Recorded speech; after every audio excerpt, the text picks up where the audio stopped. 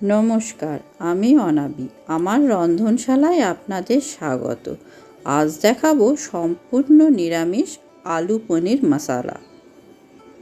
প্রথমে একটা mixing jar নিলাম, তাতে 2টো টমেটো আর 2টো কাঁচা লঙ্কা একসঙ্গে দিয়ে পেস্ট করে নেব।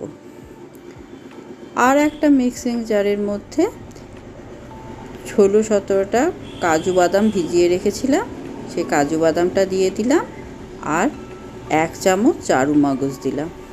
এটা একসঙ্গে পেস্ট করে নেব।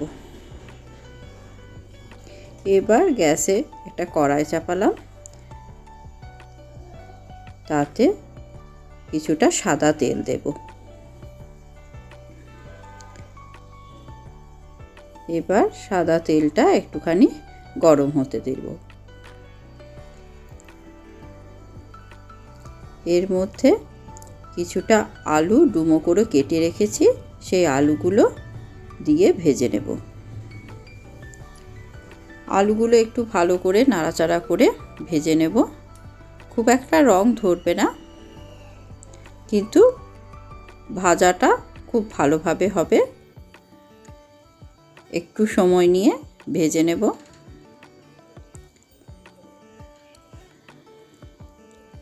প্রায় 80% মতো আলুটা এখানে কুক হয়ে যাবে। এবার আলুগুলো সব একটা পাত্রে তুলে নেব।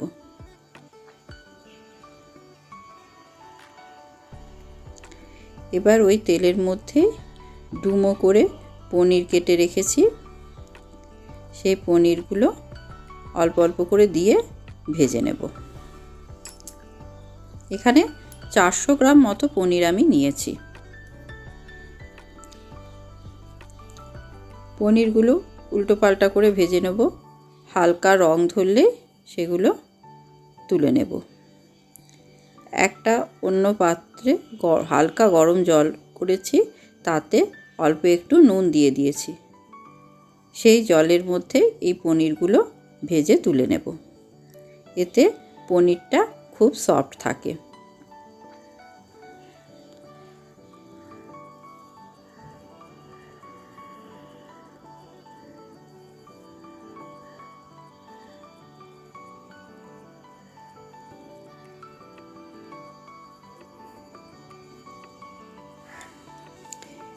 এবার ওই তেলের মধ্যে গোটা গরম মশলা দিলাম, এলাচ, লবঙ্গ আর অল্প একটু দারচিনি দিয়েছি, আর 1/2 চামচ গোটা জিরে দিলাম।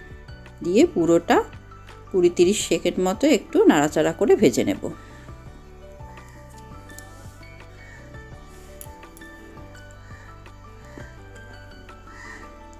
এবার যে টমেটো পেস্টটা তৈরি করে রেখেছিলাম, সেটা এর মধ্যে দিয়ে দিলাম।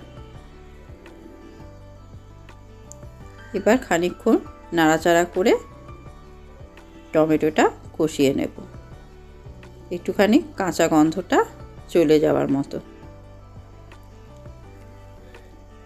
এবার 1 চামচ আদা বাটা দিয়ে দিলাম, বড় চামচের 1 চামচ আদা বাটা দিলাম। তারপর দিয়ে পুরোটা আবার ভালো করে টমেটোটার সঙ্গে মিশিয়ে নিয়ে একটুখানি কষে নেব। এরপর 1 চামচ জিরে গুঁড়ো দেব, 1 চামচ ধনে গুঁড়ো দিয়ে দেবো। সেটা আবার পুরো মশলাটার সঙ্গে ভালো করে কষিয়ে নেব।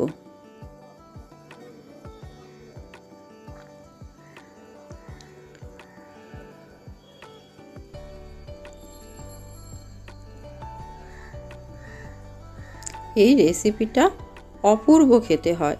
যে কোনো নিরামিষ দিনে এই রেসিপিটা আপনারা অবশ্যই করতে পারেন, অপূর্ব লাগে খেতে।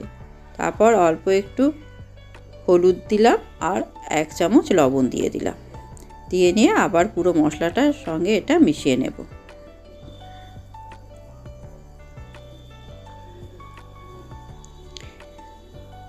এবার যে কাজু বাদাম আর চারু মগজের পেস্টটা তৈরি করে রেখেছিলাম, সেটা এর মধ্যে দিয়ে দিলাম।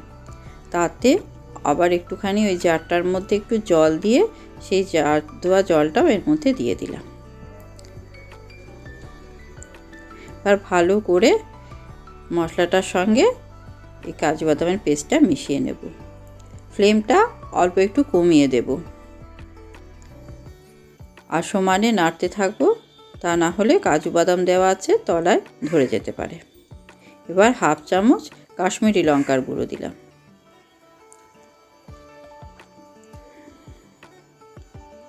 এটাও ভালো করে নাড়াচাড়া করে নিলাম। যারা একটু ঝাল পছন্দ করেন তারা এর মধ্যে আরও লঙ্কা দিতে পারেন। আমি 2টো কাঁচা লঙ্কা দিয়েছি, লঙ্কাগুলো বেশ ঝাল, আর এর জন্যে আর বেশি লঙ্কা আমি দিলাম না। এবার 1 চামচ কসুরি মেথি পাতা দিয়ে সেটাও ভালো করে এর সঙ্গে কষে নেব।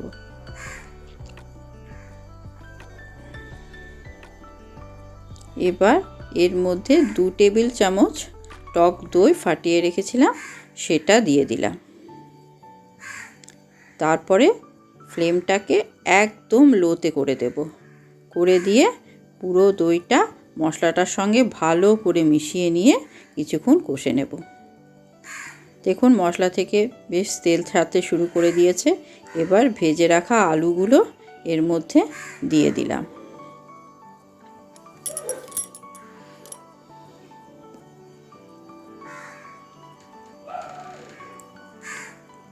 এবার একটুখানি জলও দিয়ে দিলাম। যেই জলটার মধ্যে পনিরটা ভিজিয়ে রেখেছি সেই জলটাই একটু দিয়ে দিলাম। অনেকেই শুধু পনিরের তরকারি খেতে পছন্দ করেন না, একটু আলু দিয়ে খেতে পছন্দ করেন। এইভাবে আলু পনির মশলা করবেন, দেখবেন অপূর্ব খেতে লাগে। এবার কিছুক্ষণ মশলাটা আলুটার সঙ্গে মিশিয়ে নিয়ে একটুখানি ফুটতে দেব। তারপর পনিরগুলো জল থেকে ছেঁকে এর মধ্যে তুলে দেব। এবার ভালো করে পুরোটা নাড়াচাড়া করে দেব।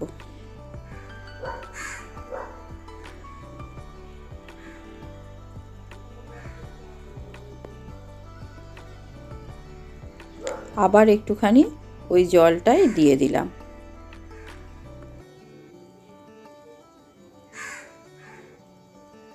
এবার ভালো করে নাড়াচাড়া করে দেব। দিয়ে একটা ঢাকা দিয়ে দেব। এবার 5 মিনিট পর ঢাকাটা খুললাম। এর মধ্যে অল্প একটুখানি চিনি দিয়ে দিলাম। দিয়ে নিয়ে ভালো করে আবার নাড়াচাড়া করে দেব।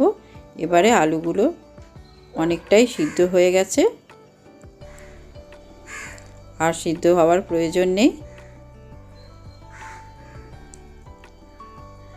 এবার এর মধ্যে 1 চামচ ঘি দিয়ে দিলাম। নিরামিষ রান্না একটু ঘি দিলে ভালো লাগে খেতে।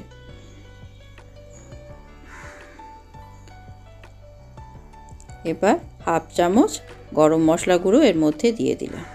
দিয়ে খুব ভালো করে নাড়াচাড়া করে দেব।